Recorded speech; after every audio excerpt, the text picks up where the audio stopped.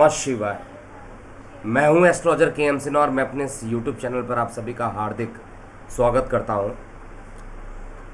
अक्टूबर का महीना और कन्या लगन वाले जातकों के लिए कैसा बीतेगा। देखिए, सबसे बेस्ट पार्ट क्या है कि आपका लग्नेश अभी गोचर में उच्च का चल रहा है। हालांकि कुछ दिनों के लिए ये अपने मित्र शुक्र की तुला राशि में जाएगा, लेकिन पुनः 2 अक्टूबर से ये वक्री होगा और फिर 18 अक्टूबर से मार्गी होकर अपने उच्च राशि में ही रहेगा। इसका मतलब आप ये कह सकते हैं कि पहले भी ये पिछले मंथ भी उच्च राशि में था लग्नेश, और इस महीने भी अपने उच्च राशि में रहेगा।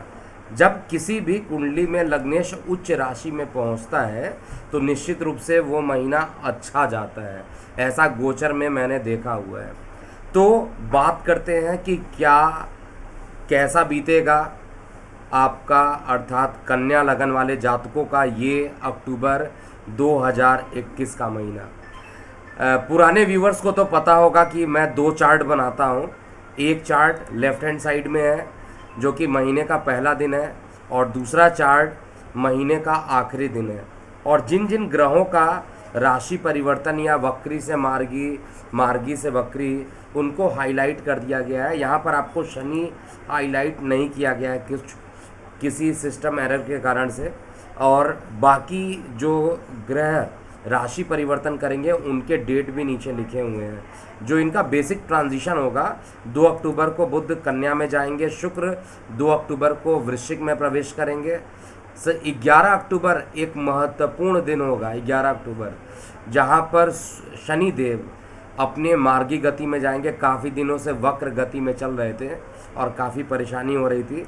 फिर सूर्य देव जो ग्रहों के राजा कहलाते हैं, ये अपने नीचस्थ राशि में रहेंगे। बृहस्पति देव 18 अक्टूबर को कैप्रिकॉर्न अर्थात मकर में प्रवेश करेंगे और मार्गी गति में आ जाएंगे वक्री से। बुध जो वक्री गति में 2 अक्टूबर को अपने उच्चस्थ राशि में था, वो मार्गी में आ जाएगा। 22 को मंगल तुला में प्रवेश करेंगे और 30 को शुक्रदेव धनु में आएंगे। तो ये एक मेजर ट्रांजिशन होने वाला है। लेकिन इस मेजर ट्रांजिशन में सबसे बेस्ट पार्ट क्या है? 2 बातें। सबसे पहला, शनि देव मार्गी होना, बृहस्पति देव का मार्गी होना, और दूसरा जो सबसे ज़्यादा आपके लिए इम्पोर्टेंट है, वो आपका लग्नेश उच्च का हो रहा है। और अभी भी उच्च का था, थोड़े टाइम के लिए गया, वक्री ज़रूर हो रहा है, लेकिन 3 गुना ज़्यादा फल वक्री गति में मिल जाता है, क्योंकि पहले ए से बी पॉइंट में जाता है, फिर बी से ए पॉइंट और फिर ए से बी पॉइंट। इसका मतलब है 3 बार एक ही पोजीशन पे जाएगा। तो वक्री गति में ग्रहों का जो है प्रभाव ज़्यादा हो जाता है, और एस्ट्रोलॉजी में इसको चेष्टा बल के नाम से जाना जाता है। रेट्रोग्रेशन में जो भी फोर्स अपनी वैल्यू को अटेन करता है, गेन करता है, उसको हम लोग चेष्टा बल से निकालते हैं। फिलहाल आइए देखते हैं ये महीना कैसा बीतेगा। तो सबसे पहले आपका लग्नेश स्टार्टिंग के दिन धन स्थान पे, और उसके बाद बाकी दिनों में ये अपने लगन में ही रहने वाला है। तो कार्य व्यवसाय में अत्यंत निर्णायक आपके पक्ष में कुछ एक बड़ा फैसला आने वाला है, जिसमें कहीं पर भी कोई डाउट मुझे नहीं दिखाई दे रहा है। और नौकरी व्यवसाय में कुछ बड़े डील का साइन हो जाना, मानसिक शांति उत्पन्न होना, ये कन्या लगन वाले जातकों के लिए पिछले महीने जैसा कन्या लगन वाले जातकों का अच्छा बीता, वैसे ही कन्या लगन का इस महीने भी अच्छा महीना बीतता हुआ दिखाई दे रहा है। जो कुछ अवरोध आपके चल रहे थे, वो सारे अवरोध अब ख़त्म हो जाएंगे, और निश्चित रूप से मैं गारंटी देता हूँ कि ये महीना आपका काफ़ी अच्छा बीतेगा। इसके अलावा सूर्य क्योंकि लगन में बैठे हैं, लेकिन ये गले वाले पोजीशन पे नीचस्थ राशि में जाएंगे।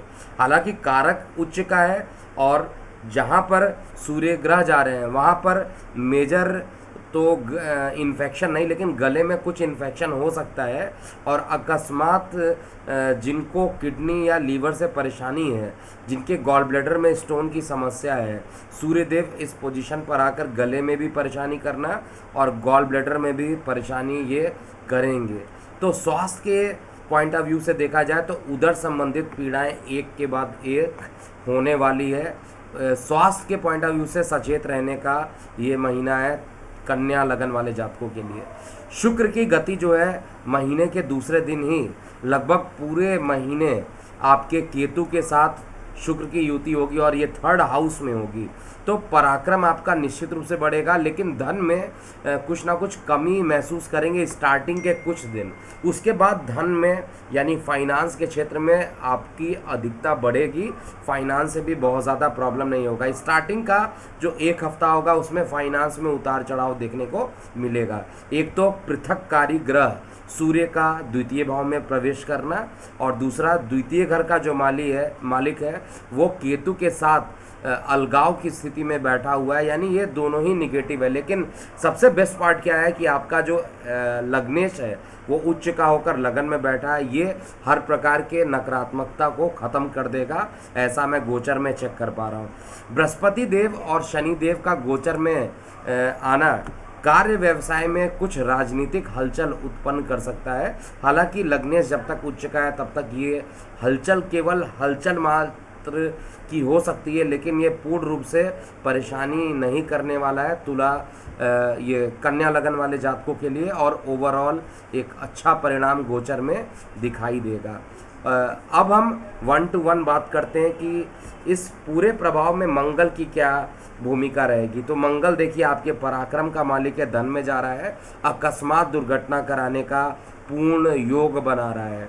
ओवरऑल कहा जाए तो 22 अक्टूबर से लेके लास्ट का जो यानी 8 दिन 9 दिन का जो टाइम बचता है, इसमें एक के बाद एक कुछ ना कुछ परेशानियों से जूझना पड़ेगा। लेकिन स्टार्टिंग से जो 7 दिन को छोड़ दिया जाए और 22 तारीख यानी 15 दिन जो है वो बहुत ही शानदार बीतने वाला है। अगर मैं कहता हूँ कि एक्सीडेंट के योग बन रहे हैं तो वाहन चलाते समय आपको ध्यान देना होगा, जितने भी कन्या लगन वाले जातक हैं। अब संक्षेप में देखते हैं कि आपका इस महीने स्वास्थ्य, धन, कार्य व्यवसाय, आपका प्रेम प्रसंग, यात्राएं और शिक्षा कैसा रहेगा 1 to 1 स्पीडोमीटर के माध्यम से। स्पीडोमीटर का कॉन्सेप्ट मैं यूट्यूब पे लेके आया हूँ, जिससे कि उन लोगों को भी पता चल जाए जिनको ये एस्ट्रोलॉजिकल वर्ड नहीं समझ में आते, केवल सीधी बात समझ सकते हैं। देखिए हेल्थ का स्पीडोमीटर रेड अलर्ट बता रहा है, और वो मैं पहले भी बता चुका था कि रेड अलर्ट है क्योंकि यहाँ पर आपके लीवर या गॉल ब्लैडर में परेशानी, अकस्मात दुर्घटना होने के भी चांसेस और उधर संबंधित परेशानियाँ रहेगी। इससे बचने के लिए आपको सूर्य को ज़रूर जल चढ़ाना चाहिए, और बुध का बीज मंत्र जितना करेंगे उतना ही आपके लिए अच्छा है। कोशिश कीजिए इस पूरे महीने गणेश जी की आराधना करके ही बाहर निकले, जिससे नकारात्मक नहीं होगा। देखिए धन का मीटर जो दिखाई दे रहा है कितना तगड़ा, कितना तेज़ी से ये हाई हो गया है पिछले मंथ के रिस्पेक्ट में।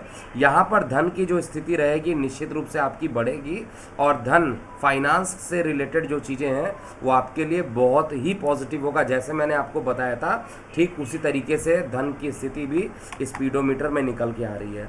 अब हम कार्य व्यवसाय के लिए देखते हैं। मैंने बताया था राजनीतिक हलचल हो सकती है, गुप्त शत्रु इस समय हावी हो सकते हैं, इसीलिए कार्य व्यवसाय में थोड़ा सावधानी बरतना है। किसी प्रकार के स्थान परिवर्तन का भी एक माइनर योग गोचर में बन रहा है। और स्पीडोमीटर अगर आप देखिएगा तो स्पीडोमीटर एकदम फ्लैट दिखाई दे रहा है, एकदम एवरेज दिखाई दे रहा है। तो ऐसा मैं नहीं कह सकता हूँ कि बहुत बड़ी चीज़ों का यहाँ पर उल्लेख होगा, लेकिन कुछ चीज़ें जो हैं व्यापारिक डील, जो लोग व्यापार से, क्योंकि व्यापार का कारक जो होता है बुध होता है, जो लोग बिजनेस में हैं, जो लोग व्यापार में हैं उनके लिए बहुत अच्छा रहेगा। जो लोग नौकरी में हैं उनके लिए स्थान परिवर्तन का योग भी लेकर आने वाला है। उधर संबंधित पीड़ाएं रहेंगी, इसलिए शिक्षा में भी बहुत ज़्यादा ये कहा जाए कि पॉजिटिव रिजल्ट नहीं आएगा, जैसा मैं चेक कर पा रहा हूँ।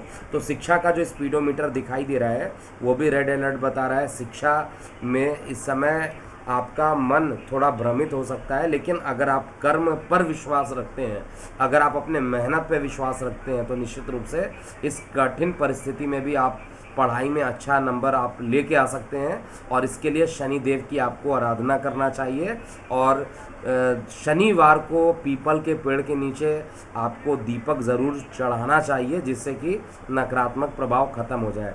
प्रेम प्रसंग भी क्योंकि पंचम स्थान से निकाला जाता है, तो प्रेम प्रसंग प्रसंग में भी पहले से कुछ कमी दिखाई देगी। और स्टार्टिंग के जो 17 दिन रहेंगे उसमें जीवन साथी से कुछ मतभेद भी होने की संभावना है। यात्राएं सामान्य रूप से ज़्यादा होंगी, यात्राएं करनी चाहिए और यात्रा करने से आपको सकारात्मक परिणाम भी मिलेगा। जाते जाते एक अपडेट दे दूं कि महादेव लाइव सेशन का आयोजन नवरात्रि में किया जाएगा और जिनको भी अपनी फ्री कुंडली का एनालिसिस करवाना होगा उस महादेव लाइव सेशन में करवा सकते हैं। लेकिन इसकी जो टाइम रहेगी वो इस बार रात की जगह दिन का टाइम होगा, जहां मेरे ऑफिस स्टाफ भी रहेंगे और मुझे लाइव स्ट्रीमिंग में कोई प्रॉब्लम नहीं आए। जूम के माध्यम से मैं इस सेशन को लाइव करूंगा, तो इसलिए आप अपने बर्थ डिटेल को कमेंट बॉक्स में लिख दीजिए, जिससे कि आपके प्रश्नों को मैं पहले से ही रखा रहूं और आपके प्रश्नों पर एनालिसिस करके आपको वहां पर बताऊं।